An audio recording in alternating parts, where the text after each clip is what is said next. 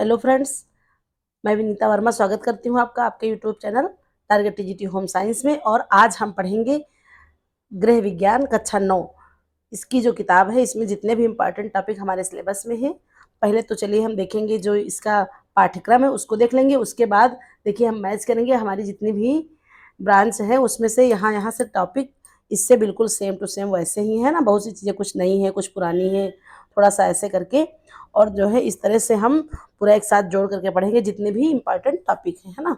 तो चलिए फिर देखते हैं। ये हमारा हो जाएगा, ये हमारी बुक है कक्षा लोग है ना। सीधे जो है ये बुक हमने सोचा, देखिए सब लोगों ने जो है एक तरह से कह सकते हैं एनसीईआरटी कंप्लीट कर ली होगी 6 से 12 तक की। ऐसा नहीं है कि किसी ने नहीं पढ़ लिया होगा, हाँ जो मन लगा के पढ़ाई कर रहे हैं, है ना। लेकिन एक ये है कि ये लास्ट टाइम अंतिम समय कह सकते हैं, फास्ट ट्रैक रिवीजन के टाइप में हम जो है इसको देख लेते हैं सरसरी तौर पे। वैसे इसकी जो है जो हम पहले भी कभी पढ़ाए होंगे तो जो है बहुत सारी चीज़ें नोट्स थे, लेकिन मुझे लगा कि सीधे अथेंटिक बुक है ये और इससे हम डायरेक्ट पढ़ लेते हैं, है ना। थोड़ा सा एक माइंड सेटअप हो जाएगा हम लोगों का। तो चलिए फिर देखते हैं। ये देखिए ये है हमारी जो सूची है, विषय सूची। इसमें देखिए कक्षा 9 की ये किताब है, तो क्या क्या चीज़ें इसमें है ना। तो देख लेते हैं ये कि क्या क्या चीज़ें हैं। तो ये देखिए ये आपका हो गया। ये देखिए जो है ये आपका इकाई 1 है, इसमें गृह प्रबंध है। पर ऐसे हम लोग पढ़ते हैं होम मैनेजमेंट, तो उसमें देखिए गृह विज्ञान के तत्व व क्षेत्र व्यवस्था में देख लेते हैं गृह और पारिवारिक के संदर्भ में। फिर है गृह कार्य व्यवस्था, है ना। फिर है अर्थव्यवस्था, परिवार की मूलभूत आवश्यकताएं। तो ये है हमारी यूनिट फर्स्ट में। देखिए इसमें क्या है, गृह कार्य व्यवस्था। कार्य व्यवस्था में हम देखिए कार्य सरलीकरण वाली चीजें रिलेट करके पढ़ेंगे, मूलभूत आवश्यकताओं में पढ़ेंगे, ठीक है। उसके अलावा देखिए यूनिट सेकंड में है स्वास्थ्य रक्षा एवं यातायात, ठीक है। तो इसमें भी जो ये 10 लेसन है ना यातायात संबंधी, ये जो है इसी बार इसमें ऐड किया गया है। उसके अलावा देखिए स्वास्थ्य, व्यक्तिगत एवं सार्वजनिक स्वच्छता, फिर है स्थानीय स्वास्थ्य संस्थाएं, प्रशासन एवं सेवाएं। देखिए जो हम हेल्थ साइंस का टॉपिक पढ़ते हैं, है ना, उसमें से ये सारी चीजें हैं आपकी। फिर है वायु शुद्धता, महत्व एवं संवातन, ये सारी चीजें हैं। फिर है हमारा पर्यावरण, पर्यावरण का जनजीवन पर प्रभाव। फिर है अशुद्ध वायु, इससे होने वाले रोग। फिर देखिए हमारी नेक्स्ट यूनिट क्या है, बहुत ही इंपॉर्टेंट है। नेक्स्ट यूनिट है हमारी वस्त्र और सूत विज्ञान, है ना। तो इसमें से देखिए कपड़ा, तंतु एवं प्रकार, फिर है कपड़ों के प्रकार और उनका प्रयोग, फिर है व्यक्तिगत सज्जा। तो ये देखिए हमारे टेक्सटाइल से रिलेटेड है। फिर है भोजन तथा पोषण विज्ञान, हमारे न्यूट्रिशन साइंस का। इसमें क्या है, खाद्य पदार्थ, संगठन, वर्गीकरण तथा कार्य। फिर है संतुलित आहार, है ना, बैलेंस डाइट, इसको देखेंगे। फिर देखिए नेक्स्ट हमारा बहुत ही इंपॉर्टेंट है। देखिए अभी हमने 2005 का, 4 का और 6 का एनालाइज किया था। तो 5 में कि 6 में देखिए जो है हेल्थ साइंस से कितने सारे, शायद हमें लग रहा है अप्रॉक्स 50 क्वेश्चन तक की मिले थे, है ना, किसी एक में। तो देखिए जो है प्राथमिक चिकित्सा और गृह परिचर्या, है ना, ये हमारा बहुत ही इंपॉर्टेंट टॉपिक है।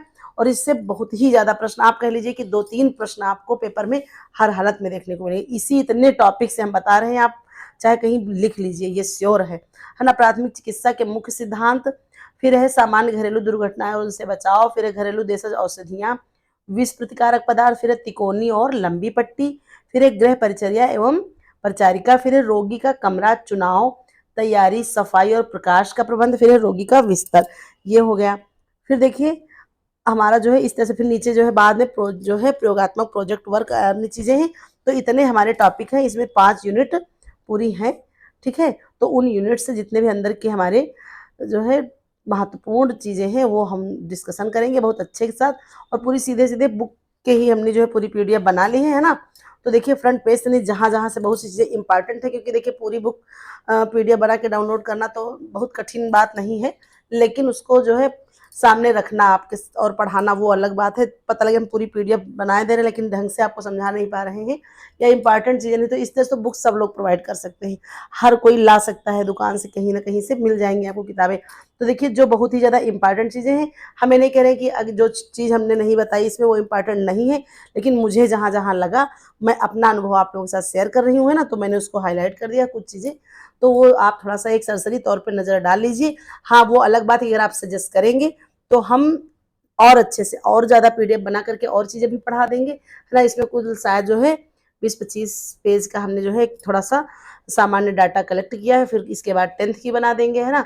आज जो है नाम मुझे याद नहीं आ रहा है, कमेंट भी किया था शायद शर्मा जी ऐसे करके कोई था, मुझे नाम नहीं याद आ रहा है, सॉरी फॉर दैट। बट देखिए उन्होंने बताया, हमने कल कहा था कि 9th एक ही में पढ़ाएं कि अलग अलग, तो उन्होंने बताया था कि मैम आप अलग अलग पढ़ाइए, है ना। तो इसलिए हम अलग अलग जो है बना दिए हैं। और इसमें भी बहुत सी चीज़ें 9 की किताब में भी, ये भी हम नहीं करें कि इसमें से इतने से ही पढ़ना है, बहुत सी इंपॉर्टेंट चीज़ें अभी भी छूट गई हैं, लेकिन पीडीएफ बहुत लंबी हो जाती। तो चलिए हम शुरुआत करते हैं। देखिए हम जो होम मैनेजमेंट पढ़ते हैं, पहला ही जब पढ़ते हैं यूनिट अब हमारा जो होता है उसी से है। बहुत ही इंपॉर्टेंट चीजें देखते हैं। गृह व्यवस्था की परिभाषा। तो देखिए जेएम डार्सी ने क्या कहा है, गृह व्यवस्था परिवार के लक्ष्यों को प्राप्त करने के उद्देश्य से परिवार के स्रोतों या साधनों के प्रयोग हेतु इसका आयोजन, नियंत्रण एवं मूल्यांकन है। ठीक है, क्या है, तो आयोजन एवं नियंत्रण और मूल्यांकन है। ठीक है, फिर कोजिन ने क्या कहा है कि उत्तम गृह वह होता है जिसमें उद्देश्यों की पूर्ति एवं घर के विभिन्न कार्यों को कम से कम समय में धन व शक्ति समय खर्च करके पूरा करते हुए पारिवारिक जीवन को सुखी व समृद्ध बनाया जा सकता है।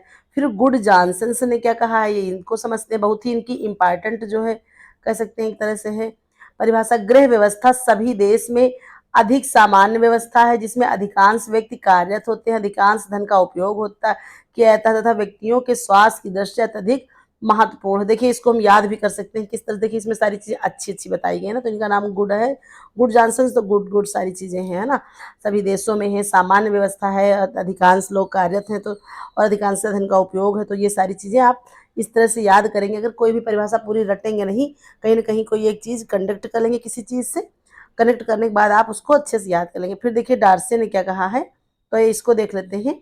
इन्होंने क्या बताया है कि परिवार को प्राप्त साधनों का नियोजन, नियंत्रण तथा मूल्यांकन करके परिवार के लक्ष्यों की पूर्ति करना गृह प्रबंधन या गृह व्यवस्था कहलाता है। फिर क्रो एंड क्रो की देख लेते हैं परिभाषा। गृह व्यवस्था गृह के उद्देश्यों की पूर्ति में सहायक समिति, साधनों के विषय में उचित निर्णय लेने की प्रक्रिया मात्र। देखिए ये फर्स्ट यूनिट का फर्स्ट चैप्टर से है, मैंने फ्रंट पेज का नहीं खींचा था, जो चीजें हमें पढ़नी थी उस वो चीजें हमने सिर्फ कलेक्ट की हैं। फिर गृह व्यवस्था को निखिल तथा डार्सी के शब्दों में इस प्रकार परिभाषित करते हैं, वेरी मोस्ट इंपॉर्टेंट है ना, ये निखिल एवं डार्सी आपके हो गए, बहुत ही ज्यादा इंपॉर्टेंट है ये परिभाषा। देखते हैं गृह व्यवस्था, इसको थोड़ा सा हाईलाइट कर लीजिए या जैसे भी आप जिस तरह समझे, लेकिन ये इंपॉर्टेंट है।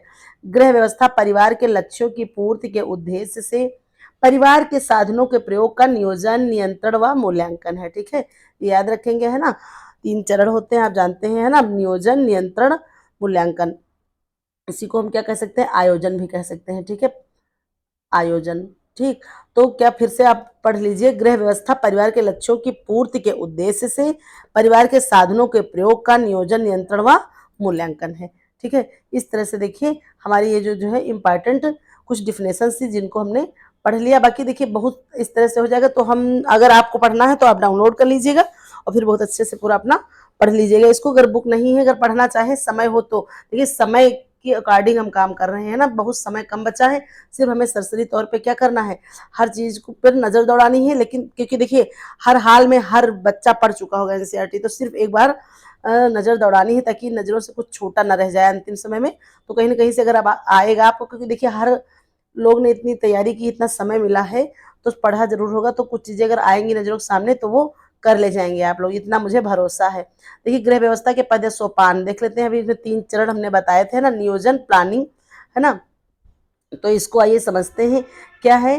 ठीक है, पहले आइए हम नियोजन को देख लेते हैं या प्लानिंग को, फिर उसके बाद हम अन्य देख लेंगे, इससे थोड़ा सा बड़ा हो जाएगा ना। नियोजन प्लानिंग में अनुभवों के आधार पर किसी समस्या पर विचार करना, अपने चिंतन, तर्क, कल्पना के द्वारा उस समस्या के समाधान हेतु सर्वाधिक उपयुक्त विकल्पों, है ना, अल्टरनेटिव चीजें जो है उनका पता लगाना और उन विकल्पों के आधार पर व्यवस्था की रूपरेखा का निर्माण करना ही हमारा क्या कहलाता है, तो नियोजन कहलाता है। ठीक है, समझ में आएगा होगा आपको कि नियोजन क्या है। तो अनुभवों के आधार पर किसी समस्या पर, जो भी आपकी प्रॉब्लम है उस पर विचार करना, अपना चिंतन, तर्क और जो है उसके कल्पना के द्वारा उस समस्या के समाधान हेतु सर्वाधिक उपयुक्त विकल्पों को जो है हम पता लगाएंगे। अल्टरनेटिव चीजों को हम देखेंगे कि क्या होगा, हम उसको माइंड में अपने एक सेटअप बैठाएंगे, है ना, हमारे माइंड में क्या चल रहा है, क्या चीजें, इसको हम एक खाका तैयार करेंगे। ठीक है, फिर देखिए हमारा अगला है नियंत्रण यानी कि कंट्रोल। तो इसको देखते हैं क्या है। देखिए ये हमारा ग्राफ बना हुआ है, इससे भी आप समझ सकते हैं ना, व्यवस्था के नियोजन के अनुसार कार्य करना ही नियंत्रण कहा जाता है। नियंत्रण में पारिवारिक साधनों तथा स्रोतों का उचित एवं व्यवस्थित उपयोग तथा सभी सदस्यों का पूर्ण सहयोग प्राप्त करना भी सम्मिलित है। यह आवश्यक है कि नियंत्रण के समय समय पर जांच होती रहे। ठीक है। इस तरह से क्या होगा, जब जांच होती रहेगी तो जो है अनेक चीजें आएंगी, है ना, यह आवश्यक है। फिर जो है इसके अनुसार क्या है, व्यवस्था में लोच लाया जा सकता है। फिर अगला देखिए हमारा क्या है, मूल्यांकन, है ना, इवैल्यूएशन। क्या है, मूल्यांकन के आधार पर ही नई व्यवस्था को उचित रूप में सफलता की ओर अग्रसर कराया जा सकता है। ठीक है, देखिए ये हमारा क्या है, तो ये हमारा जो है चित्र है गृह व्यवस्था का। ऐसे देख लेते हैं, ये हमारी गृह व्यवस्था है। इसमें देखते हैं क्या है, तो ये हो गया हमारा नियंत्रण, ठीक है, और ये हो गया मूल्यांकन, और जो है ये नियंत्रण। फिर इसके बाद कार्य या अगली समस्या। इस तरह से ये हमारे कुछ स्टेप दिए हुए हैं, निर्णय, अगली समस्या, समस्या, फिर नियंत्रण, फिर कार्य, फिर नियंत्रण, फिर लक्ष्य। इसके बाद जो है हम ऐसे करके अपना इसको अपने लक्ष्य तक का पहुंच जाएंगे। ठीक है, ये चीजें हैं। फिर आइए देखते हैं कुछ अन्य चीजें। देखिए और भी ये चीजें कुछ थी इसमें। फिर लेकिन देखिए, और ये एक बहुत महत्वपूर्ण टॉपिक है, यहाँ से बहुत ज्यादा प्रश्न गलत होते हैं, हमने देखा है कमेंट सेक्शन में, और कि कई समस्याएं आती हैं आय से लेकर के। तो देखिए ये वही बुक है, उसी पीडीएफ है। यहाँ से देखते हैं पारिवारिक आय। तो आइए आय के बारे में समझते हैं, बहुत ही इंपॉर्टेंट टॉपिक है आय, बचत और बजट से। देखिए क्वेश्चन हमने बताया था आपको कि शायद 11-12 अप्रोक्स 14 नियर अबाउट क्वेश्चन थे, 5 में या 6 में, जो है बजट और बचत से। तो ये सारे कुछ बहुत ही महत्वपूर्ण जो है बिंदु हैं, इन पर आइए हम चर्चा करते हैं और देखते हैं। पारिवारिक कार्य व्यवस्था को प्रभावित करने वाला सर्वाधिक महत्वपूर्ण कारक है पारिवारिक आय, है ना। ये क्या करेगा, कार्य व्यवस्था को बहुत ही ज्यादा प्रभावित करेगा। देखिए एक प्रश्न यहाँ से ही बन रहा है, बाकी आपका जो है ये वेरी मोस्ट इंपॉर्टेंट टॉपिक है, आप इतना समझते रहिएगा। ठीक है, पारिवारिक आय निश्चित अवधि में कमाई जाने वाली वह धनराशि है जो व्यक्ति को आर्थिक प्रयत्नों के जो है परिणाम स्वरूप या फल स्वरूप प्राप्त होती है। फिर देखते हैं आय के प्रकार। आय दो प्रकार की होती है, बहुत इंपॉर्टेंट चीज, आय दो प्रकार की होती है। एक है, देखिए इसके बाद हाई स्कूल की परीक्षा में भी दिखाएंगे, बताएंगे उसमें वास्तविक और प्रत्यक्ष, और क्या है अप्रत्यक्ष, वास्तविक, प्रत्यक्ष, इस तरह से हम देखेंगे उसको। तो यहाँ पे समझते हैं उपार्जित आय, अनुपार्जित आय, दो प्रकार की। उपार्जित में यह आय व्यक्ति को अपने आर्थिक प्रयत्नों से प्राप्त होती है, यानी कि जो वो करता है, जिसके लिए वो पैसा खर्च करता है ना, जैसे नौकरी, व्यापार, मजदूरी, पेंशन, जमा धन पर ब्याज के रूप में, या फिर रॉयल्टी। रॉयल्टी देखिए बहुत इंपॉर्टेंट है। रॉयल्टी किसको दी जाती है, जो लेखक वगैरह होते हैं, जो प्रकाश जो अपनी चीजें लिखते हैं, उनको लिखने के बदले जो मिलती है वो रॉयल्टी कहलाती है ना। और नौकरी करके जो हम जो है वेतन मिलता है, व्यापारी, मजदूर, ये सारी चीजें ये उपार्जित आय के अंतर्गत आती है। उसके बाद देखिए अनुपार्जित आय में क्या आता है, तो अनुपार्जित आय क्या है, तो व्यक्ति को विरासत द्वारा संपत्ति के किराए के रूप में, लॉटरी द्वारा, विवाह में उपहार के रूप में प्राप्त होती है। आय चाहे उपार्जित हो या अनुपार्जित हो, गृह की कार्य व्यवस्था में यदि इनके उपयोग करने की सही योजना होती है तो कम आय में भी घर की व्यवस्था सुचारू रूप से चलती है। ठीक है, किंतु इसी जगह यदि गृहिणी की सूझबूझ की कमी हो तो कितनी भी आय अधिक हो, घर की कार्य व्यवस्था हमेशा बिगड़ी ही रहती है। ठीक है, तो ये सारी चीजें हैं। और इसके बाद है फिर जिसका प्रवाह जो है, प्रभाव घर के प्रत्येक सदस्य पर पड़ता है। घर के सदस्यों के कार्य सही प्रकार से नहीं हो पाते, सभी सदस्य असंतुष्ट रहते हैं। तो जो है इससे कोई फायदा नहीं होगा कि जब आप क्या करें, परिवार का अगर कोई सदस्य संतुष्ट नहीं है।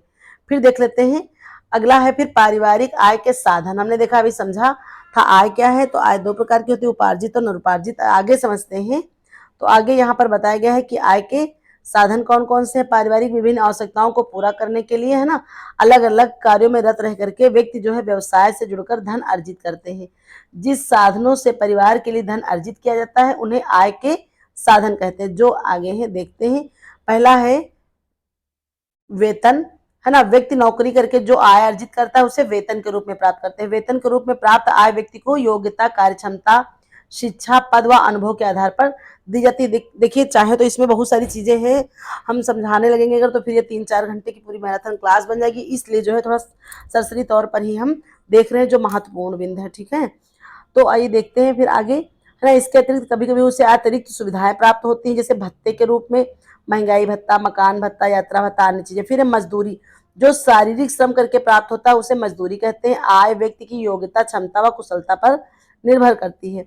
ठीक है, मजदूरी दैनिक, साप्ताहिक, मासिक कैसी भी हो सकती है। मजदूरी की दरें कार्य तथा क्षेत्र के जो है अनुसार होती हैं।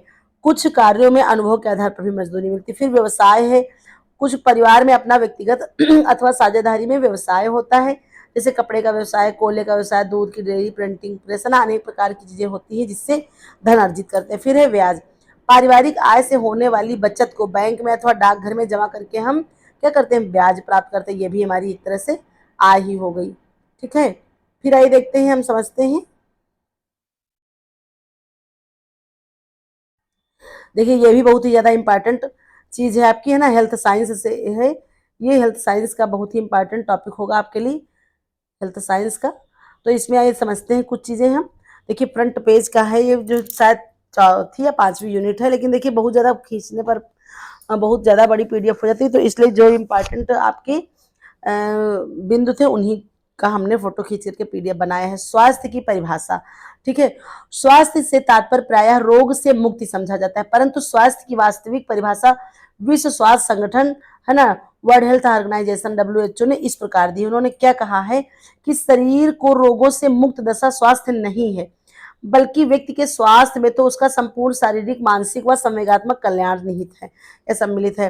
1948 में विश्व स्वास्थ्य के प्रतिनिधियों ने गहन विचार विमर्श के पश्चात स्वास्थ्य की यह परिभाषा निश्चित की थी, है ना। आज स्वास्थ्य की यही परिभाषा सर्वमान्य है ना। समझ में आ गया आपको होगा कि देखिए एनसीईआरटी की बुक है, कक्षा 9 का है, और देखिए कितनी महत्वपूर्ण चीजें आप इसमें आपको प्राप्त हो रही है ना। और अगर जिसने नहीं पढ़ा है तो वो अब पढ़ लीजिए, बाकी तो मुझे लगता है कि जरूर सब लोगों ने पढ़ लिया होगा। तो देखिए ये होता है हमारी एनसीईआरटी का दम, ठीक है। तो इतना दम रखती है हमारी किताबें, लेकिन लोग क्या करते हैं, बड़ी बड़ी किताबें, मोटी मोटी किताबें, ये क्लास वो क्लास करते रहते हैं, लेकिन किताबें हो सकता है बहुत लोगों ने ना पढ़ी हो। तो देखिए प्लीज आप जो है इसको पढ़ लीजिएगा, डाउनलोड करके क्लास पूरी देख लीजिएगा। और अगर आप कहेंगे तो जो है और भी सारी बहुत महत्वपूर्ण चीजें हैं इसमें, बहुत सारी चीजें हैं, ठीक है। तो पार्ट 1 पार्ट 2 करके हम पढ़ाते रहेंगे, ठीक है। और भी जो है, जो भी चीजें हमारी चल रही हैं वो अपनी जगह पे कंटिन्यू रहेंगी, लेकिन ये अचानक से मेरे इस सिलेबस में ही नहीं आया था। मैंने बना लिया था क्योंकि समय बहुत कम है, 1 महीने का हमने खाका तैयार किया था कि मुझे क्या क्या पढ़ाना। न्यूट्रिशन साइंस, उसके बाद फिर हम पढ़ेंगे होम मैनेजमेंट, इसके बाद हमारी जो प्रीवियस ईयर क्वेश्चन रह गए हैं उनको हल करेंगे।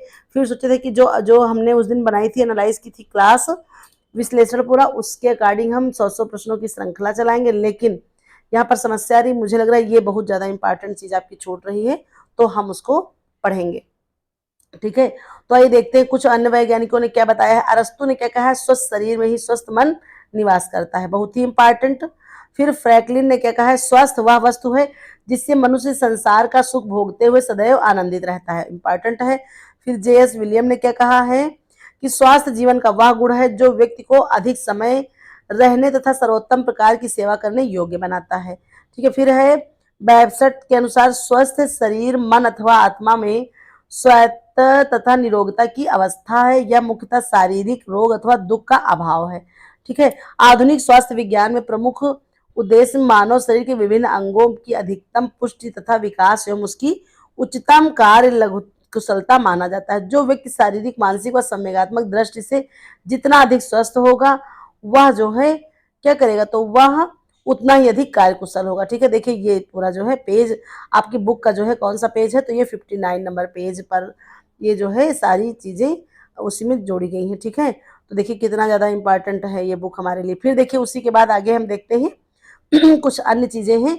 स्वास्थ्य एवं मातृ कल्याण, बाल जो है कल्याण संबंधी अंतरराष्ट्रीय व देशी स्वयं सेवी संगठन, कुछ संगठनों के बारे में हम देखते हैं ना। देखिए ये जो है विश्व WHO का लोगो बना हुआ है, ठीक है। आइए फिर समझते हैं थोड़ा सा कि जो है क्या क्या चीजें हैं इसमें।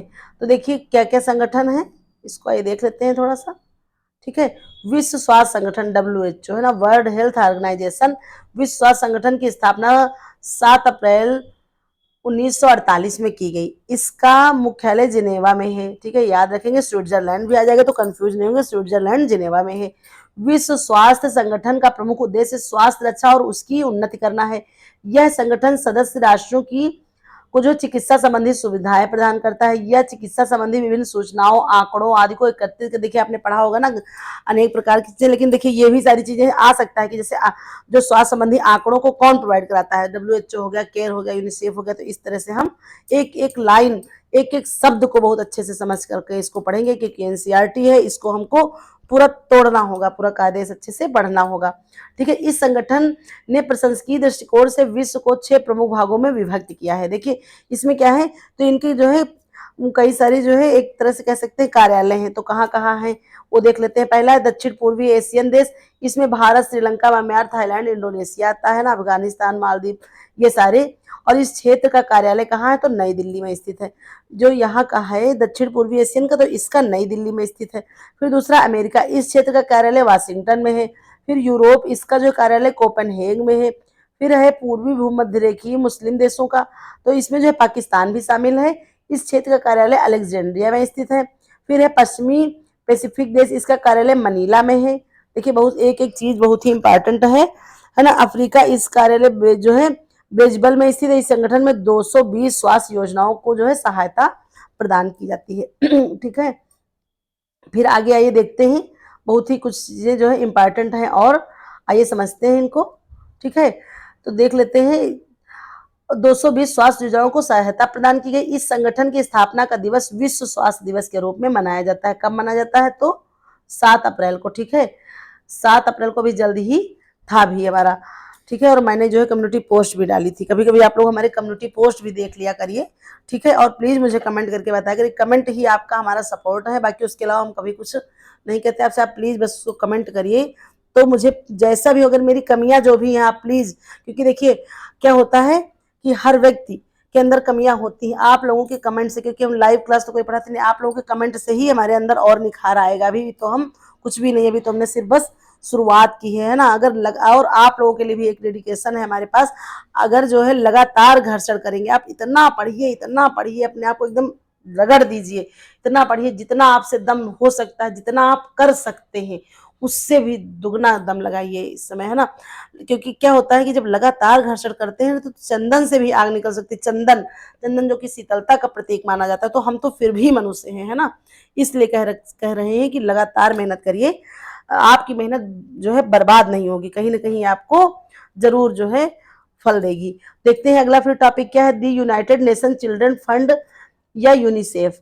ठीक है, यह संगठन, ये इसका फुल फॉर्म है यूनिसेफ का, यूनाइटेड नेशन चिल्ड्रन फंड। यह संगठन राष्ट्र संघ के अंतर्गत कार्य करता है। द्वितीय विश्व युद्ध के बाद 1946 में युद्ध के फलस्वरूप पीड़ित माताओं बालकों के कल्याण हेतु इसकी स्थापना की गई। देखिए बहुत ही इंपॉर्टेंट चीज है ना, बहुत ही क्या है, तो बहुत ही इंपॉर्टेंट है। यहाँ पर लाइनें आप लोगों के लिए क्या है कि इसकी स्थापना इसी के लिए की गई थी। ग्रामीण क्षेत्रों में जो है प्राथमिक स्वास्थ्य केंद्रों में इसकी सहायता बहुमूल्य रहती है।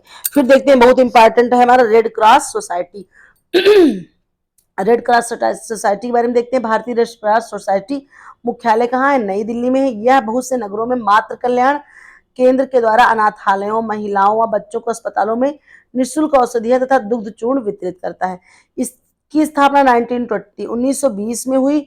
पूरे भारत में लगभग 700 शाखाएं हैं। कितनी, लगभग 700 शाखाएं। बहुत ही इंपॉर्टेंट चीज है ना। अकाल महामारी युद्ध के समय घायलों की चिकित्सा तथा सेवा का कार्य संगठन करता है ना। फिर से समझ लीजिए, अकाल में, महामारी में, युद्ध के समय जो घायल होते हैं उनकी चिकित्सा, उनके हर प्रकार से मदद करना ये संगठन का कार्य है। संक्रामक रोगों के उन्मूलन तथा दुर्घटनाग्रस्त लोगों के लिए भी यह कार्य करता है ये संगठन हमारा, है ना, रेड क्रॉस सोसाइटी। ठीक है, उसके अलावा फिर आइए देखते हैं इसके और मुख्य कार्य क्या है। राहत कार्य, दूध तथा दवाइयों की पूर्ति, सेना की सहायता। तो देखिए सारी चीज सुनिए, क्योंकि पता नहीं कहाँ से कुछ पूछ ले। मातृ शिशु कल्याण सेवाएं, परिवार कल्याण। फिर है हमारा रक्तदान केंद्र तथा प्राथमिक सहायता। ठीक है, रक्तदान केंद्र भी इसी के अंतर्गत आते हैं। फिर है कोलंबो योजना। इस योजना का निर्माण 1950 में कॉमनवेल्थ के लिए हुआ था। इस योजना के अंतर्गत प्राविधिक व्यक्तियों को प्रशिक्षण दिया जाता है। ठीक है, चलिए फिर देखते हैं। देखिए ये जो है आगे, इसके आगे हम पढ़ते हैं ये टॉपिक है। उसके अलावा देखिए इतनी सारी तो आपकी हैं, ये केयर है, यूनिसेफ है, यूनेस्को है, निन हो गई, आईसीडीएस हो गई, तो ये सारी आपको पढ़नी, लेकिन जितनी चीजें इस बुक में थी वो हम आपको प्रोवाइड किए दे रहे हैं। फिर देखिए हमारी नेक्स्ट यूनिट में है एक, हमें भी पढ़ना है वायु का संगठन और उपयोगिता। बहुत ही इंपॉर्टेंट आपके पास कह सकते हैं ये टॉपिक है। तो आइए समझते हैं। वायु कई गैसों का एक मिश्रण है ना। ऑक्सीजन, नाइट्रोजन का जो है क्या कह सकते हैं कि एक मिश्रण है। वायु क्या है, तो एक मिश्रण है। ऐसे यहीं से प्रश्न बन सकता है, वायु कई गैसों का क्या है।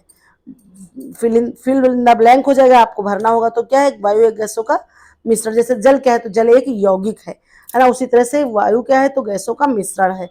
ठीक है, ऑक्सीजन हो गई, नाइट्रोजन हो गया, मुख्य है वायु में जो है कितना तो 20 जो है 0.95% ऑक्सीजन, 78.08% नाइट्रोजन पाई जाती है। इन दो गैसों के अतिरिक्त कार्बन डाइऑक्साइड भी होती है ना, और भी अनेक सारी चीजें, हीलियम, आर्गन, नियॉन, क्रिप्टॉन तथा जिनान, अमोनिया, ओजोन तथा फैक्ट्रियों से मिली हुई निकली हुई गैसें, धुएं भी जो उस स्थान पर वायु से मिली रहती। इसके अतिरिक्त वायु में प्रायः कार्बन पदार्थ तथा खनिज लवण भी पाए जाते हैं। वायु का संगठन आइए यहाँ देख लेते हैं, थोड़ा अच्छे से समझ लेते हैं कि किसमें क्या क्या चीजें पाई जाती हैं आयतन के अनुसार, ठीक है।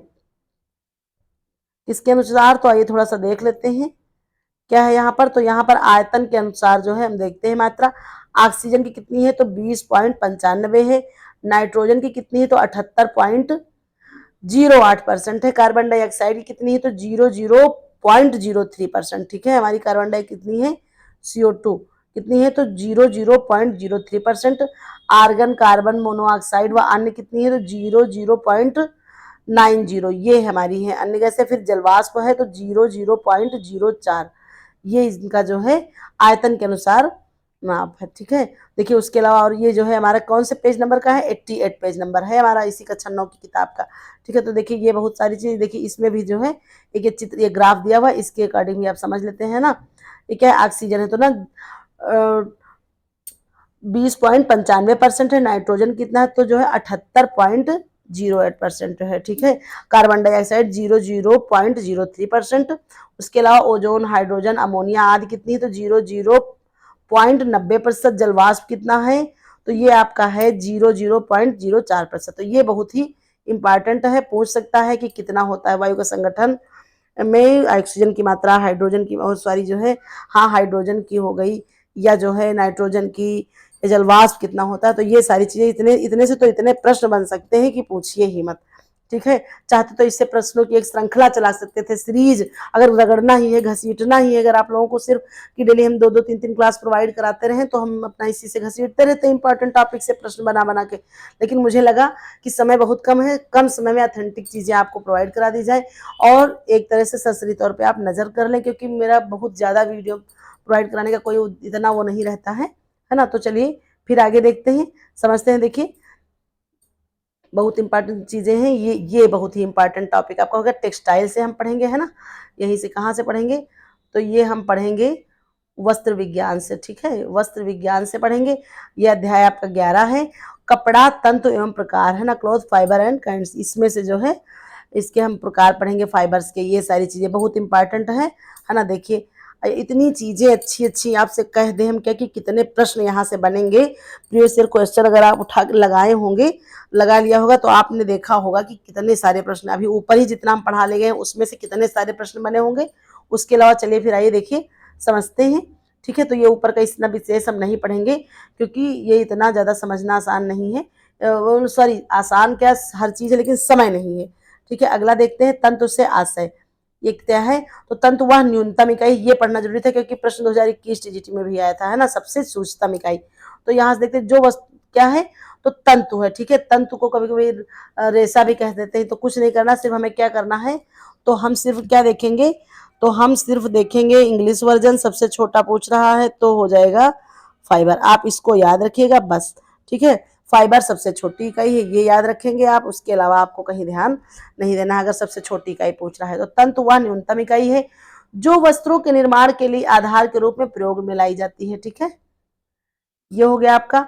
फिर देखते हैं इसमें क्या है, तंतु कई आकार में पाए जाते हैं, छोटे बड़े जो है। किन तंतु ऐठन लिए हुए होते हैं, कुछ तंतु सीधे तथा कोमल होते हैं, इनकी मोटाई भी पृथक होती है।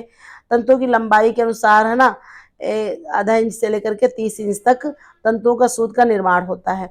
इसमें देखते हैं लंबाई के आधार पर तंतुओं को 2 भागों में बांटा जाता है, लघु आकार के तंतु, दीर्घ आकार के, लंबाई के आधार पर, ठीक है। इन तंतुओं की 1.25 से लेकर के 45 सेंटीमीटर तक की होती है। ये प्राकृतिक तथा मानव निर्मित तंतु होते हैं, प्राकृतिक भी होते हैं और मानव निर्मित भी होते हैं, ठीक है। और ये रेशे लघु आकार के होते हैं, प्राकृतिक रेशे क्या होते हैं तो लघु आकार के होते हैं। प्राकृतिक में एक रेशम ऐसा है जो कि आपका फिलामेंट है दीर्घाकार, बाकी अन्य सारे लघु आकार के होते हैं। दीर्घाकार में देख लेते हैं, इस श्रेणी में वे तंतु आते हैं जिनकी लंबाई 45 से अधिक होती है, ठीक है। इसमें प्राकृतिक रेशों से रेशम तथा मानव निर्मित रेशे दीर्घाकार के अंतर्गत आते हैं। तो आइए देखते हैं, ये देखिए ये हमने पढ़ाया है इस तरह से अपने नोट्स में भी और अन्य चीज़ों में। आइए ये सीधा देखिए पूरा पेज नंबर किस पे, तो 145 पे, सॉरी एक मिनट, ये देखिए तंतुओं के प्रकार। देखिए इतना हम लोग पढ़ते हैं पूरा, तो देखिए कक्षा 9 में, ये 9 में ही पूरा इस बुक पे पेज नंबर 145 पे पूरा देखिए दिया हुआ है हमारी जो है प्राकृतिक तंतु और कृत्रिम तंतु। प्राकृतिक के अंतर्गत कौन कौन से आते हैं, तो वनस्पत जगत हो गया, ठीक है। वनस्पत में जो खनिज हो गया, प्राणी से प्राप्त हो गए, तो वनस्पत में क्या क्या हो गया, कपास हो गया हमारा, लिनन हो गया, हेम्प हो गया, जूट हो गया, ठीक है, ये हो गया। फिर देखिए हमारा, एक मिनट एक मिनट एक मिनट, बस बस बस, फिर हमारा क्या है, तो देखिए हमारे खनिज में क्या आता है, तो खनिज में हमारे धात्विक अधात्विक दो हो जाते हैं। धात्विक में सोना और चांदी आ जाता है, ठीक है। उसके अलावा फिर देखिए अधात्विक में क्या आता है, तो ये एस्बेस्टस आता है, ठीक। और देखिए प्राणिज में हमारे दो आ जाते हैं, रेशम और ऊन। देखिए इतना हम समझ लेंगे, ठीक है। प्राकृतिक में वनस्पति जगत, खनिज तंत्र और प्राणी जगत से प्राप्त होते हैं। कपास हो गया हमारा, ठीक है, लिनन, हेम्प, जूट, ये हमारे हो गए प्राकृतिक के। फिर धात्विक, धात्विक में सोना चांदी, धात्विक में एस्बेस्टस। देखिए ये चीज आप इंपॉर्टेंट है, धात्विक अधात्विक ये भी याद रखेंगे। प्राणी जगत से क्या है, तो रेशम और ऊन हो गया, ठीक। फिर है,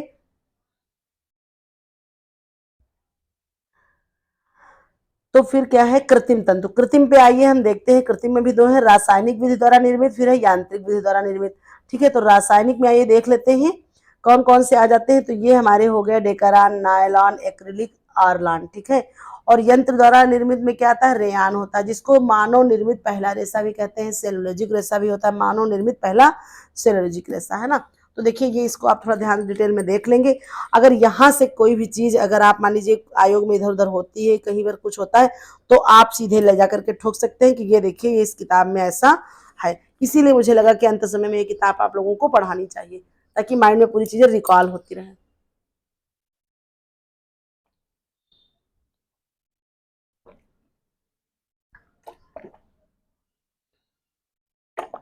चलिए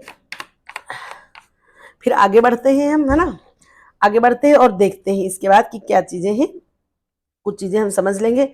बाकी तो बहुत ज्यादा बड़ी पीडीएफ है, मुझे लग रहा है बहुत ही ज्यादा है। देखते हैं कितना हो पाता है आज, क्योंकि शाम का टाइम है, बिल्कुल मेरी एनर्जी जो है इसमें थोड़ा तबीयत नहीं ठीक है, तो एनर्जी मेरी लॉस ही हो रही लग रहा है। सोचे तो थे कि कंप्लीट ही कर लेंगे, लेकिन देखिए चलिए देखते हैं, कोशिश करते हैं, कोशिश करने वालों की हार नहीं होती है वैसे, है ना। आप लोग भी थोड़ा सा साथ दीजिए हमारा, और देखते हैं। आइए तो देखते हैं क्या है, तो कपड़े के तंतुओं को मुख्य दो भागों में विभाजित किया गया है, ठीक है। क्या है, दो भागों में, प्राकृतिक तंतु, मानव निर्मित या कृत्रिम तंतु, अभी हमने ऊपर अच्छे समझा। फिर है वस्त्र निर्माण के चरण। देखिए ये सारी चीजें फिर इसके बाद का आप प्रोसेस आप लोगों ने पढ़ा होगा, ये एनसीईआरटी के इस बुक में इतना ही सारी चीजें हैं। बाकी उसके अलावा तो आप जानते हैं फिर क्या क्या चीजें आती है, कपास को अलग पढ़ लेंगे, क्या क्या है ये सारी चीजें। तो वस्त्र, इसको ध्यान से पढ़ लेंगे, यहां से कोई प्रश्न आए तो आपका गलत नहीं होना चाहिए, ये मन में ठान लीजिए, है ना। तंतु है, तंतु का निर्माण, तंतु वस्त्र निर्माण की प्रथम इकाई है, ठीक है। तंतु का मतलब फाइबर, प्रथम इकाई, तंतु से ही धागा बनता है, इसका व्यास काफी कम होता है, इसके आकार को सूक्ष्मदर्शी की सहायता से जाना जाता है। सूत या धागा, तंतुओं को आपस में बुनकर सूत बनाया जाता है। तंतु आकार में लंबे होते हैं तथा वास्तविक रूप से वस्त्र निर्माण की इकाई माने जाते हैं। फिर देखते हैं वस्त्र, वस्त्रों को बनाने के लिए धागे की खड़ियों पर चढ़कर और रंगकर फिर जो विभिन्न प्रकार के वस्त्र बनाए जाते हैं। वस्त्र सज्जा, वस्त्रों को सुंदर बनाने बुनने के दौरान उसके बाद छपाई द्वारा सुंदर प्राकृतिक ज्यामितीय चीजें बनाई जाती हैं, डिजाइन डाली जाती है, वस्त्रों को सुंदरता कई गुना बढ़ जाती है। फिर देखते हैं आइए धागों के प्रकार, ये बहुत इंपॉर्टेंट है। धागों के प्रकार निम्न प्रकार के होते हैं, एक रेसी धागा। एक रेसी धागा केवल एक ही मुलायम और मजबूत तंतु से बना होता है। इस प्रकार के धागे से बने वस्त्र प्रारंभ रूप से मजबूत, सुंदर, चमकीले होते हैं। केवल रेशम, है ना, ये अभी हाल ही में मुझे क्वेश्चन कहीं देखने को मिला था, मुझे याद नहीं आ रहा, नो डाउट शायद किसी प्रीवियस ईयर में था कि नो डाउट पता नहीं कहाँ पे मैंने देखा था जल्दी, एक जो है रेसी धागा, है ना। तो रेशम हमारा किसके अंतर्गत आता है, एक रेसी धागा होता है। बहुरेसी धागा, बहुरेस जो है बहुत से दीर्घ आकार या लघु आकार के धागों को क्या किया जाता है, एक साथ मिलाकर या बांटे गए धागों को बहुरेसी धागा कहते हैं। तंतुओं के आकार पर, संख्या के आधार पर उनमें दी जाने वाली ऐंठन भी, देखिए आपने ऐंठन भी पढ़ रखी होगी, बहुत इंपॉर्टेंट है। तीन प्रकार की होती है ना, उच्च, निम्न, औसत, है ना। निम्न में क्या होता है 0 से 3, औसत में क्या होता है 3 से 7 और जो है उच्च में क्या होता है 7 से 12। ये जो है आपकी प्रति इंच धागे की ऐंठन है। ठीक है, ये चीजें आपने पढ़ी होंगी। वस्त्र तंतुओं के गुण आइए देखते हैं। तो गुणों को हम समझते हैं। देखिए ये इतना सारा है, यहाँ पे बहुत ज्यादा हमें लग रहा है ना करें, तो अंदर का आप लोग पढ़ लीजिएगा। तो इसको थोड़ा सा देखते हैं। संतोषजनक लंबाई होती है, पर्याप्त दृढ़ता, कोमलता, ठीक है, प्रत्यस्तता होती है। प्रत्यस्तता होने पर क्या होता है, रेशा खींचने के बाद पुनः अपनी पूर्व स्थिति में आ जाता है और दबाव पड़ने पर टूटता नहीं। देखिए कितनी सारी चीजें, कितना डिप्थ में भी हर चीज समझाई गई है ना। इन तत्वों से बना वस्त्र मजबूत टिकाऊ होता है, पर्याप्त दृढ़ता का। फिर देखिए परस्पर सटने की क्षमता। वस्त्र बनाने में वही तंतु उपयोगी है जो परस्पर मिलकर आकर्षक धागों का निर्माण करते हैं। फिर है लचीलापन।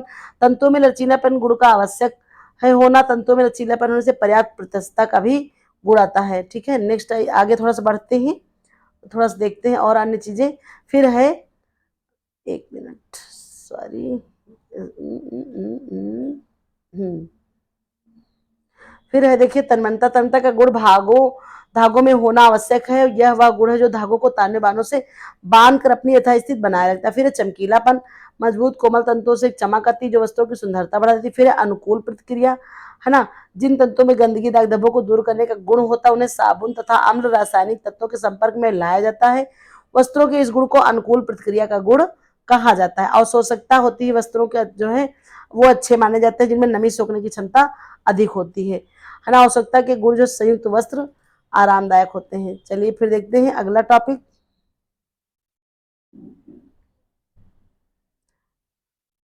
अगला है हमारा प्राकृतिक स्रोतों से प्राप्त। ठीक है, पेड़ पौधे से प्राप्त क्या है, पेड़ पौधों से विभिन्न भागों से ले जाते हैं।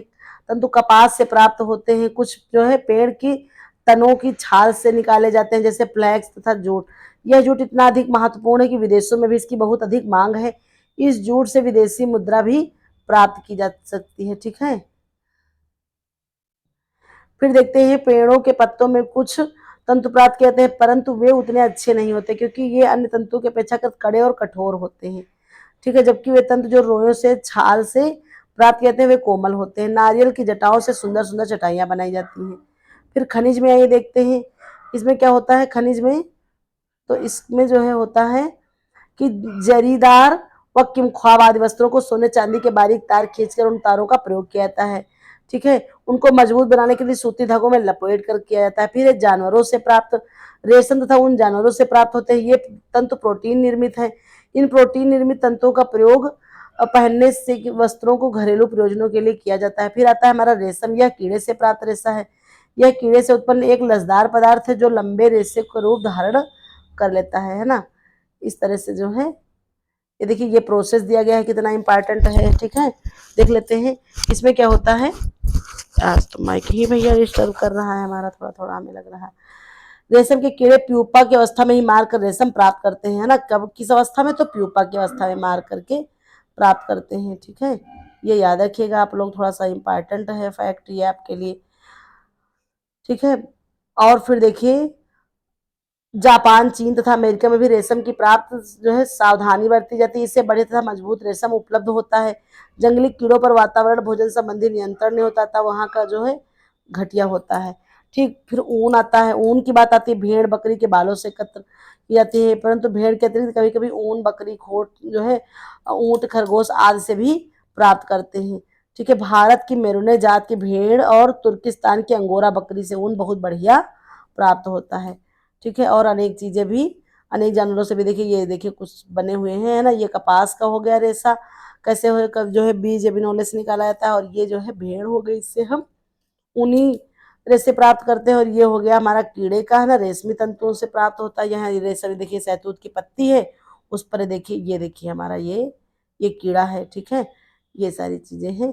तो देखिए कैसे कीड़ा जो है पूरा ये हमारा कीड़ा था, ये देखिए हरा वो ये पत्ती पर रहता है और इसी से जो है हमारा रेशम होता। फिर देखिए ये लिनन के हमारे तंतु हो गए, ये पेड़ हो गए, ये हमारे फूल होते हैं ना, सफेद और नीले फूल होते हैं। कमेंट करके बताइएगा कि नीले फूल से कैसी हमें जो है प्राप्त होती है, कैसा रेशा प्राप्त होता है, और सफेद फूल से कैसा प्राप्त होता है। अगर जो भी यहाँ इस समय मेरा वीडियो इतनी इतनी लंबाई समय तक पढ़ेगा वो मुझे कमेंट करके प्लीज़ ज़रूर बताएगा, तो मुझे लगेगा कि हाँ आप लोगों ने इतना इस मेरी वीडियो को पढ़ा, क्योंकि मैंने इसके पीछे बहुत मेहनत की है। क्योंकि ये जो है इतनी लंबी पीडीएफ बना करके हम आपको पढ़ा रहे हैं, तो मुझे बताइएगा जरूर, ठीक। तो देखिए ये लिनन के जो है यहाँ से फ्लास्क, ये इसका तना होता है, इसी से रेटिंग प्रक्रिया इसमें की जाती है, गलाना होता है इसमें, है ना।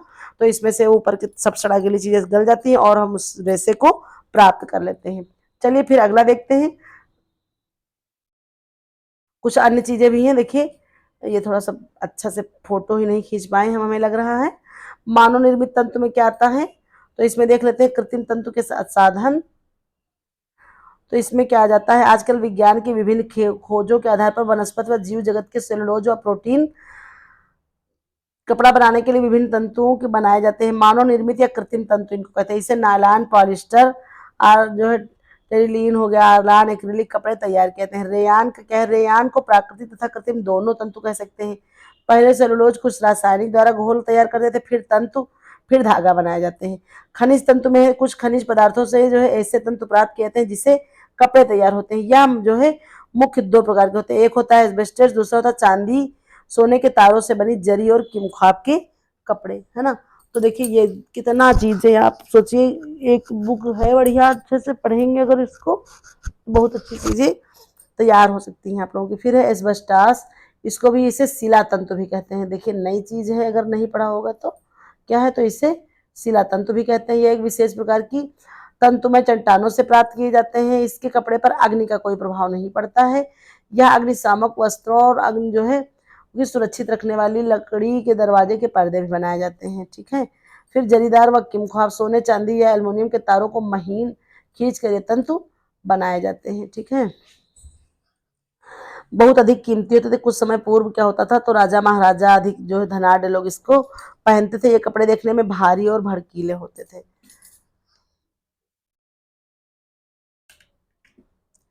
फिर देखिए, देखिए कपास का भी तंतु बना हुआ है। कैसे कपास की जो है तंतु है ये आपका, और ये कैसे प्रकार दिखती है, सीम के बीज के आकार की ऐसे ही दिखती है। फिर देखिए कपास के तंतु की विशेषताएं, ठीक है। और देख लेते हैं कुछ ऐसी, सूत कपास से जरा मोटे और महीन कपड़े जैसे खादी कपास से ही प्राप्त बनते हैं, ये खादी का हो गया। और मलमल हो गया, ये भी तैयार होता है बहुत ही। ढाका का मलमल प्रसिद्ध है, प्रश्न भी आया था 2021 से। सूती रेशे से ही तैयार किया जाता है ना, बहुत बच्चों ने तो मलमल मुख मखमल इस पर टिक कर दिया था, हमने देखा था। तो ये जो है यहाँ से भी देखिए, देखिए बस यही से प्रश्न था, कितना आसान सा। कपास के तंतुओं से सूत मुलायम तो होता है किंतु चिकना और चमकदार कम होता है। यह रेशम और ऊन से अधिक भारी होता है। फिर कपास तंतु की कुछ विशेषताएं हैं, देखिए मुझे लग तो नहीं रहा है कि मैं पूरी कंप्लीट कर पाएंगे। देखते हैं भौतिक गुण में क्या है, सेलुलोज का बना होता है और छुरी की रचना चपटी बल खाए फीते के समान होती है। सॉरी देखिए अभी हमने दिखाया था, ये देखिए चपटे बल खाते फीते के समान ये आपकी संरचना हो गई कपास की, ठीक है। तो चलिए फिर देखते हैं।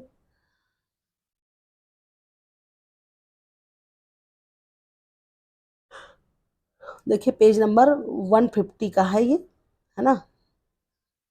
यहाँ से देखते हैं 150 पेज नंबर का है। तो यहाँ से देखते हैं कि क्या होता है, इस वजह वस्त्र सूख भी आसानी से जाता है। पसीना सोखने के बाद सूखता भी है। वस्त्र पसीनों को सोख लेते हैं, देर तक गीले बने रहते हैं, है ना। मोटे सूती वस्त्रों को भी पसीना सरलता से सोखता है पर सूखते देर में है। फिर सूती वस्त्रों की एक विशेषता है कि ये आसानी से धोए जा सकते हैं और धोने पर ठीक रहते हैं, किंतु सिकुड़ते फैलते अन्य प्रकार के खराब नहीं होते हैं। ये सारी चीजें हैं।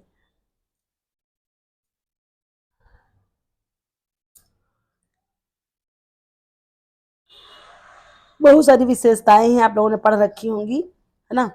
फिर देखिए इसमें क्या होता है कि ये उष्मा के कुचालक नहीं हो, जो है उचालक होते हैं, बहुत इंपॉर्टेंट है। सूती जो कपड़े उष्मा के कुचालक होते हैं, किंतु जो है थोड़ी सी नमी आ जाने पर ये सुचालक, हल्का सी नमी आने पर ये सुचालक हो जाते हैं। इनके रंध्र भी महीन होते हैं और इनमें से वायु सरलता से आ जा सकती है। इसे गर्मी के दिनों में शरीर के अधिक गर्मी वायु के समय इसके छिद्रों से बाहर निकल कर आती है और कुछ ठंडक का अनुभव कराती है, ठीक है। एक मिनट।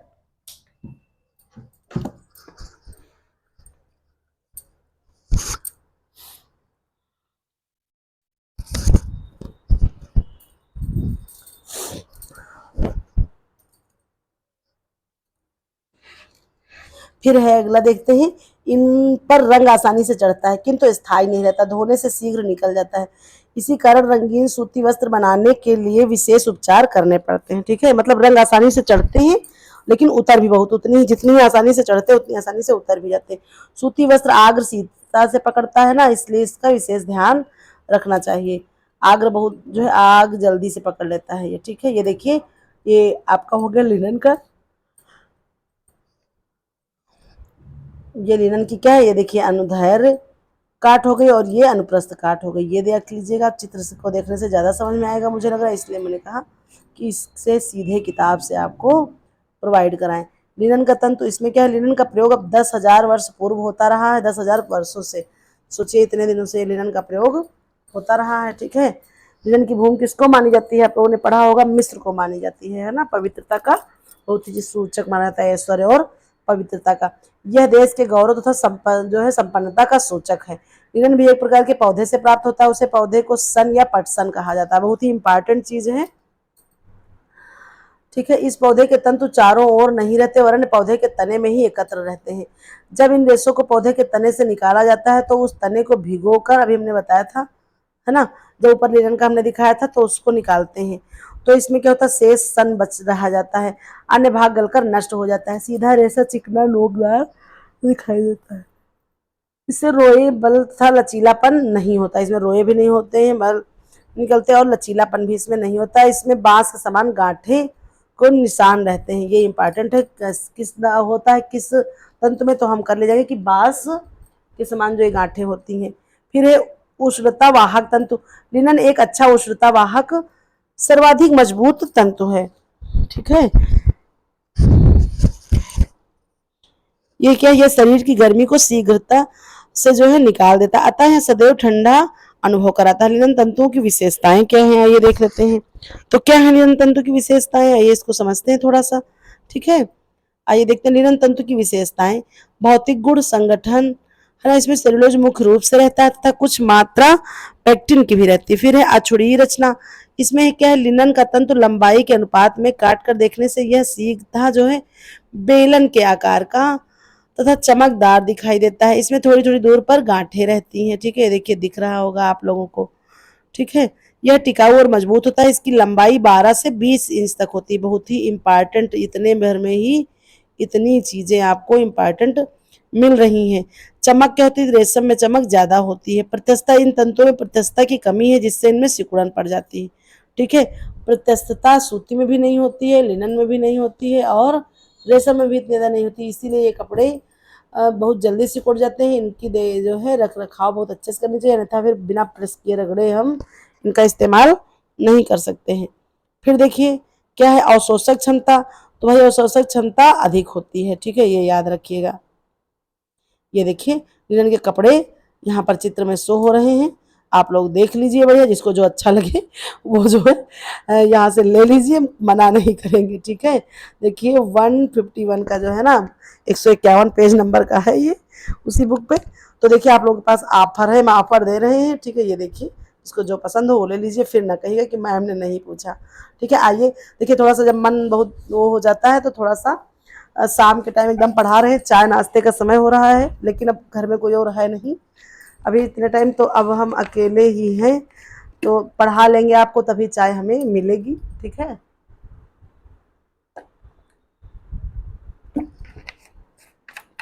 इतने टाइम कोई नहीं मेरे पास कि मुझे चाय वाय दे दे, इसलिए चलिए हम देखते हैं थोड़ा अपनी धीमी धीमी आवाज में। ठीक है, आइए पढ़ते हैं आगे। ताप और संवहन का जो है क्या पड़ता है प्रभाव, इस पर प्रभाव है ना, ताप का उत्तम संवाहक है, याद रखिएगा, बहुत इंपॉर्टेंट चीज आप लोगों के लिए। अतः गर्मी में इसके वस्त्र आरामदायक होते हैं। सिकुड़न व रगड़ का प्रभाव तो इनका कोई प्रभाव नहीं पड़ता है। फफूंद एवं कीड़े का प्रभाव, गीली स्थिति में रखने पर फफूंद लग जाती है, कीड़ों का लिनन पर कोई प्रभाव नहीं पड़ता, गीले रखने पर फफूंद लगेगी वरना वो भी नहीं लगेगी। रासायनिक गुण क्या है, अम्ल का प्रभाव, तो अम्ल से लिनन के तंतु नष्ट हो जाते हैं। क्षार का प्रभाव, क्षार का लिनन के तंतु पर कोई प्रभाव नहीं पड़ता। देखिए इस तरह से याद रखेंगे, अन्न का प्रभाव बुरा होता है, क्षार का प्रभाव बुरा नहीं होता है। ब्लीच का प्रभाव, अधिक सांद्र ब्लीच से लिनन के तंतु टूटने लगते हैं तथा वस्त्र फट जाते हैं। रंग का प्रभाव, इन पर रंग सरलता से नहीं चढ़ता, अतः लिनन को रंगने से पहले ब्लीच किया जाता है। एक minute, sorry sorry sorry sorry भाई।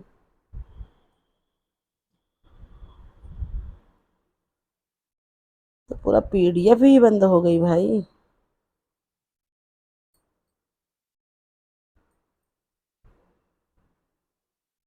सॉरी फॉर दैट, है ना।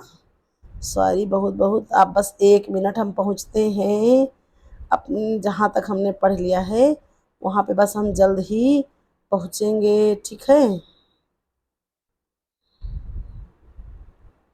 ये देखिए बस हम पहुँच ही रहे हैं अपना, है ना।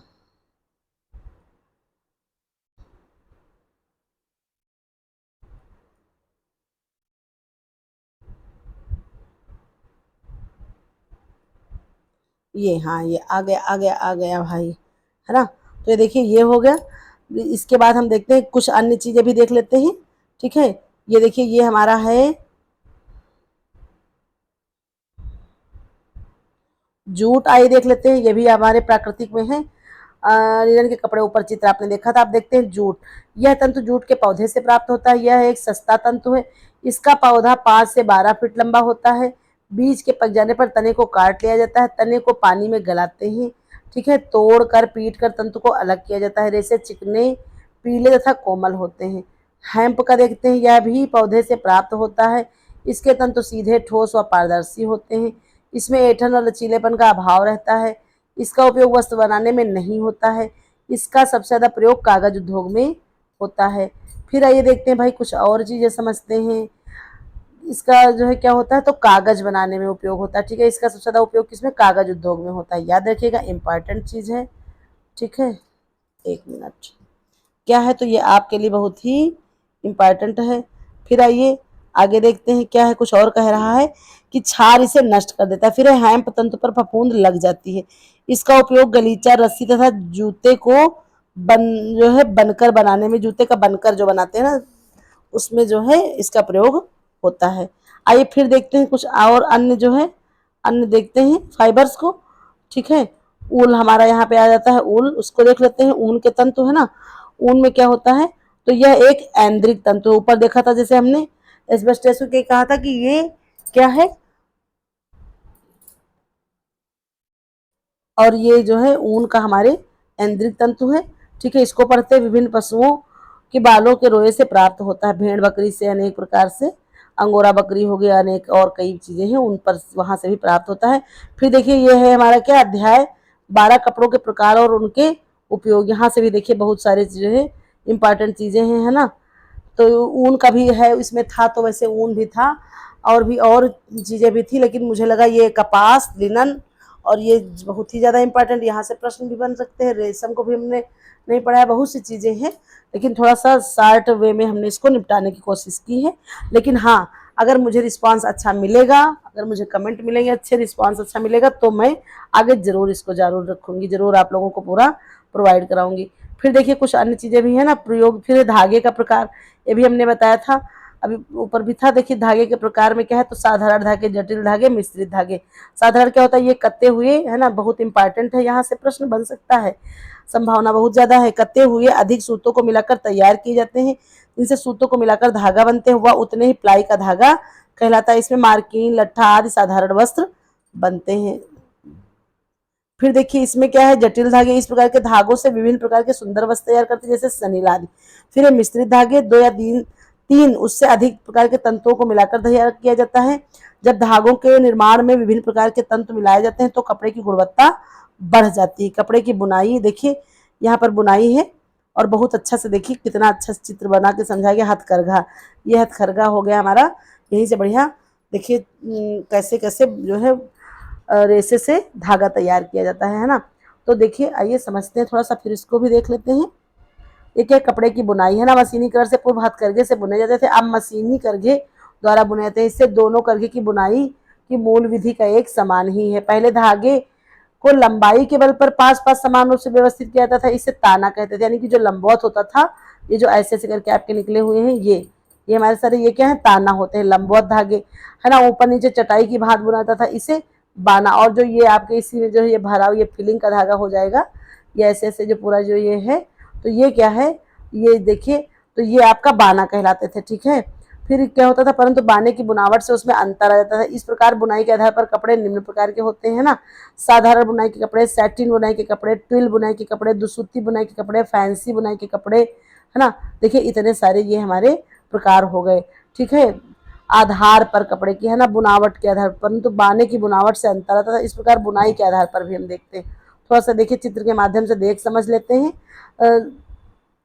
ये देखिए आपका साधारण बुनाई में क्या क्या आता है। साधारण बुनाई से देखिए इंपॉर्टेंट है, बहुत प्रश्न यहाँ से बन सकते, मतलब इंपॉर्टेंट है, प्रीवियस ईयर क्वेश्चन में देखे गए हैं यहाँ से प्रश्न, ये चीज हम बता रहे हैं। बाकी ये नहीं करें कि यहाँ से प्रश्न आएगा। ठीक है, क्योंकि देखिए बहुत सी चीजें हैं, माइंड में रिकॉल करते हुए आप चलिएगा। साधारण बुनाई के कपड़े, साधारण बुनाई में ताने बाने में एक ही धागा प्रयोग किया था। प्रत्येक बाना प्रत्येक ताने के धागे से एक बार ऊपर फिर नीचे, जैसे कि देखिए चित्र में दिखाया गया, ये सादी बुनाई है आपकी, है ना। ऐसे ये होगा, जैसे ये आपके ताने के हो गए धागे।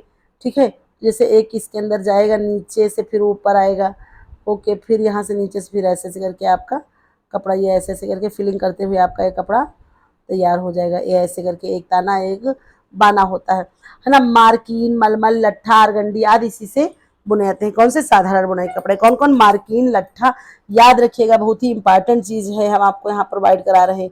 मार्किन हो गया, मलमल हो गया, मलमल का कपड़ा, लट्ठा, आरगंडी, ये सब इसी से है। फिर देखिए एक और जो है यहाँ पर सादी बुनाई की डिजाइन भी बनी हुई है। सादी बुनाई की ये भी देख लीजिए ऐसे करके बनती है। फिर देखिए इसमें और भी कुछ चीजें हैं। ये हो गया, बुने जाते हैं, दोनों ओर से एक समान होते हैं। इसमें धोतियां, चद्दर, गिलाफ, मेजपोश, पैजामा, पेटीकोट आदि बनाया जाता है। सिंपल से जो कपड़े होते हैं ना, चद्दर हो गया, गिलाफ, मेजपोश, पैजामा, पेटीकोट आदि बनता है। फिर आइए देखते हैं अगला हमारा क्या है। तो अगला देख लेते हैं, बहुत थोड़ा सा जो है बहुत ज़्यादा इम्पॉर्टेंट है कुछ चीज़ें। फिर देखिए सैटिन की बुनाई के कपड़े क्या होते हैं। तो सैटिन की बुनाई में बाने के धागे को साधारण बुनाई से कुछ भिन्न भाग जो है से विधि से ताने के धागे में पिरोया जाता है। इसे एक और बहुत चिकनी, दूसरी जो है उल्टी और कम चिकनी बुनाई होती है ना। ये हो गई आपकी सैटिन की बुनाई, ये हो गई सैटिन की डिजाइन। ठीक है, ये है। आइए देखते हैं इससे कपड़ा कैसा बनता है। तो इस बुनाई से सूती व रेशमी कपड़े के प्रयोग के लिए इसमें जो है कपड़ा बहुत चिकना, चमकदार तथा मुलायम होता है। ट्विल बुनाई के कपड़े देखते हैं। ऐसे कपड़े बाने के धागे को बारी बारी ताने के ऊपर से नीचे से इस प्रकार डाला जाता है कि कपड़े में तिरछी धारियां बनती हैं। सर्ज कपड़े को ऐसे ही बुना जाता है। ठीक है, सर्ज हो गया। उसके बाद देखिए यहाँ नहीं दिया है, नहीं तो हो गया आपका, हो गया ट्विल बुनाई से जैसे जो जीन्स वगैरह डेनिम वेनिम के कपड़े बनते हैं वो सब क्या होते हैं, ट्विल बुनाई से बनते हैं। इसमें क्या होता है, तो देखिए ये देखिए हल्का हल्का सा यहाँ पे देखिए, ये देखिए लय में जो है तिरछा प्रभाव देखने को जो है, ये सॉरी हम यहाँ दिखाएंगे अभी आपको। ये रहा आपकी ट्विल बुनाई, सॉरी ऊपर वो सैटिन सैटिन की थी, ये देखिए ट्विल बुनाई में है। ये देखिए हल्का सा तिरछा प्रभाव लिए हुए है कि नहीं लिए हुए। इसमें भी देखिए ट्विल की बुनाई में डिजाइन जैसे बन रही है, तो ये आपकी तिरछा प्रभाव लिए हुए है ना। ये हो गई। और फिर देखिए दुसुत्ती में क्या होता है। दुसुत्ती के कपड़े, इनमें दुसुत्ती वाली कढ़ाई के कपड़े, इनमें दो दो सूतों को ऊपर नीचे से गुजारा जाता है। ठीक है, इसके कपड़े तैयार होते हैं।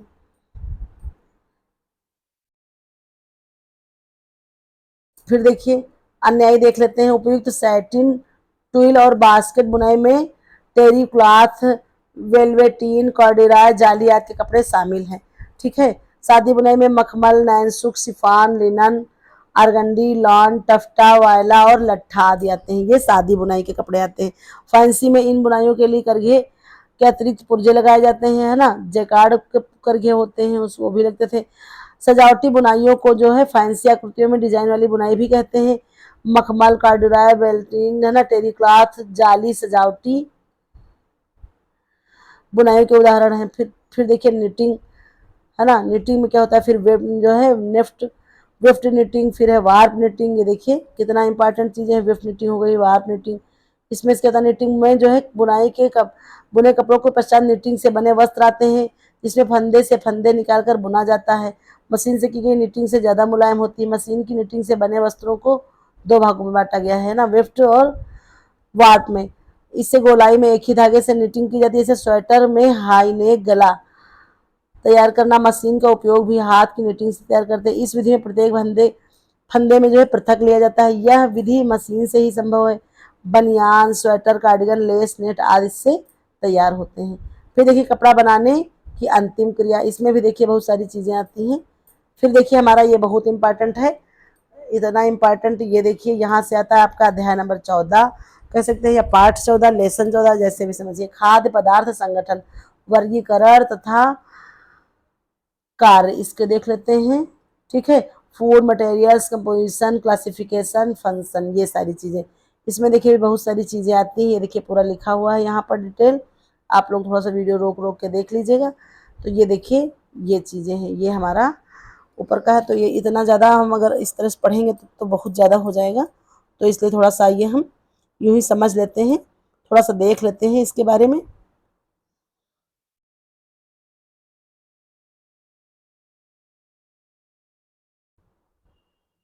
भोजन का पचना आवश्यक क्यों है? उष्मा ऊर्जा अथवा, एक मिनट, उष्मा ऊर्जा अथवा शरीर के निर्माण कार्य के लिए सामग्री जुटाने से पूर्व भोजन ग्रहण करना और पचना आवश्यक है।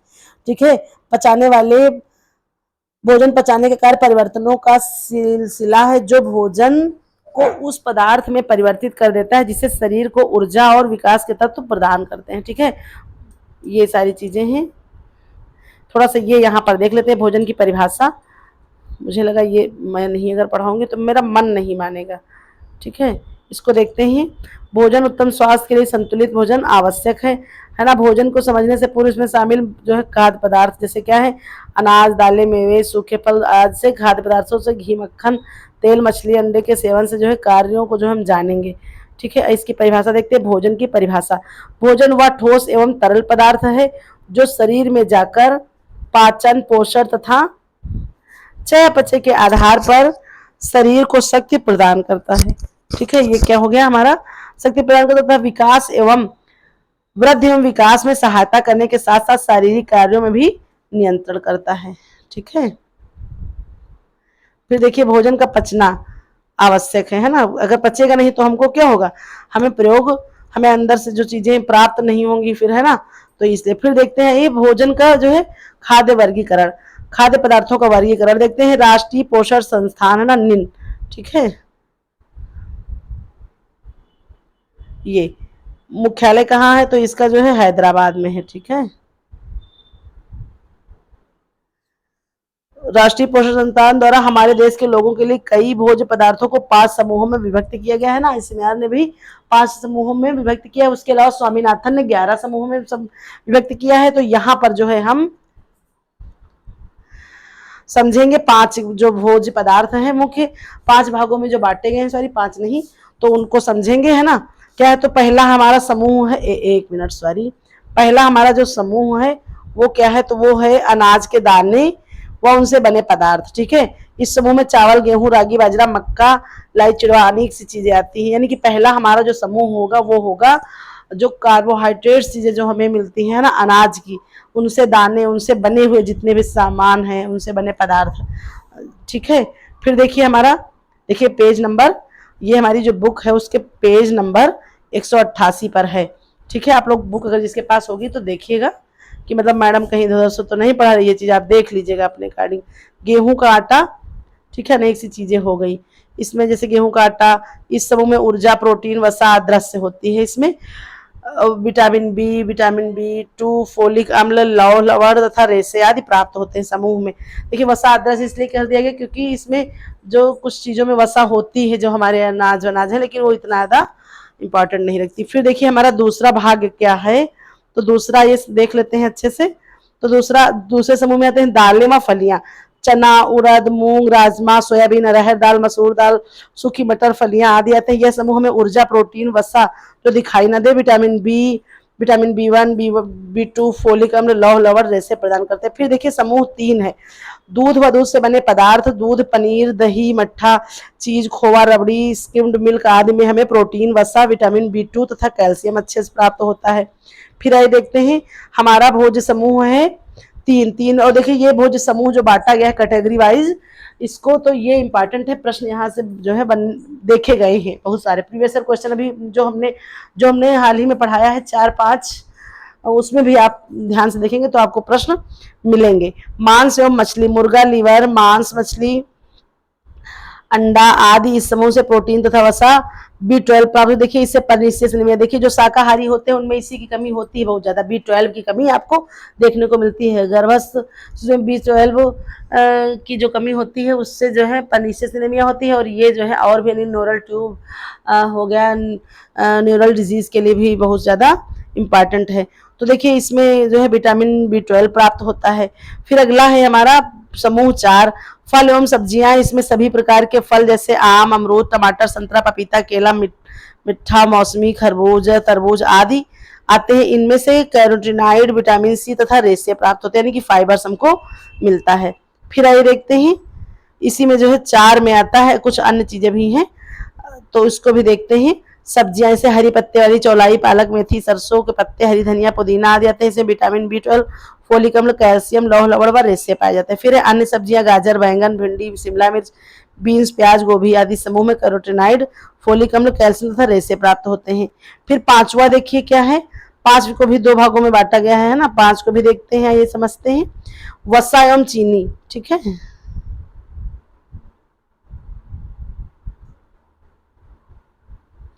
वसा एवं चीनी, घी, वनस्पति घी, मूंगफली तेल, सरसों का तेल, नारियल का तेल आदि में ऊर्जा, वसा तथा आवश्यक वसीय अम्ल होते हैं। और इसी में दूसरे में आ जाएगा चीनी व गुड़, इसमें केवल ऊर्जा प्राप्त होती है। 5 भोज समूहों को उपयोग आहार नियोजित करना अति ही आवश्यक है। और देखिए ये आपका चित्र हो गया, आप ऐसे देख लीजिएगा, ठीक है, ये आपका 5 भोज वर्ग समूह हो गया, इसी के अकॉर्डिंग जो है बांटा गया है। फिर आइए अगला देखते हैं, और हाँ कुछ और चीजें हैं, ये देख लीजिए।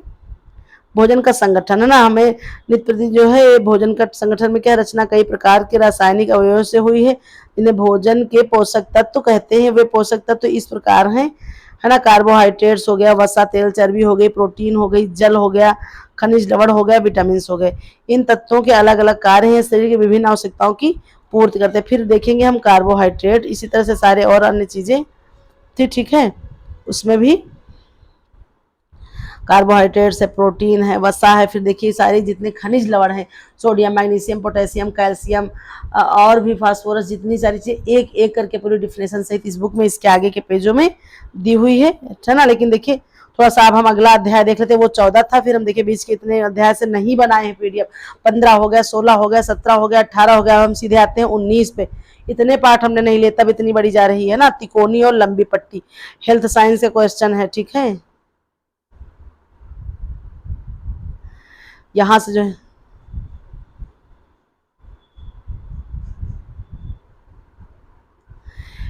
ये बहुत ही इंपॉर्टेंट है। अभी देखिए हेल्थ साइंस से प्राथमिक चिकित्सा से इतने प्रश्न, पट्टी से प्रश्न, प्राथमिक चिकित्सा का हमने इसमें ऐड नहीं किया, अभी इसके नीचे से और बहुत सारी चीजें थी, तो जो है बहुत प्रश्न उसमें से प्राथमिक चिकित्सा से, और पूरा जो है रिपीटेड टॉपिक हो गया था।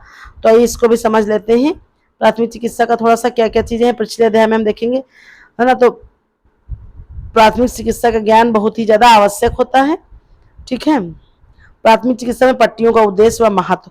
प्राथमिक चिकित्सा में पट्टियों का अपना एक अलग महत्व है। मुख्य रूप से तिकोनी एवं लंबी पट्टियां काम में लाई जाती हैं, साफ सुथरी होती हैं पट्टियां। ये स्विट्जरलैंड, सॉरी क्या मेरे दिमाग में भी जो है स्टरलाइज्ड हो तो उत्तम होगा। यह जो है क्या है, तो गंदी पट्टी का प्रयोग करेंगे तो उसमें स्थित कीटाणु घाव में प्रवेश कर लेंगे, घाव को अधिक विषाक्त बना देंगे। पट्टी बांधने से निम्नलिखित उद्देश्य हैं, गंदगी या जीवाणुओं से रक्षा हो जाती है, दवा को स्थिर रखने के लिए होता है, सहारा देने के लिए होता है ना, जैसे जो है टूटी हुई अस्थि, घायल अंग, बांह को सहारा देने के लिए, सूजन को कम करने के लिए भी होता है, फिर रक्त स्राव को बंद करने के लिए, फिर क्षतिग्रस्त अंगों को आराम देने के लिए, फिर है भावी चोट से बचने के लिए।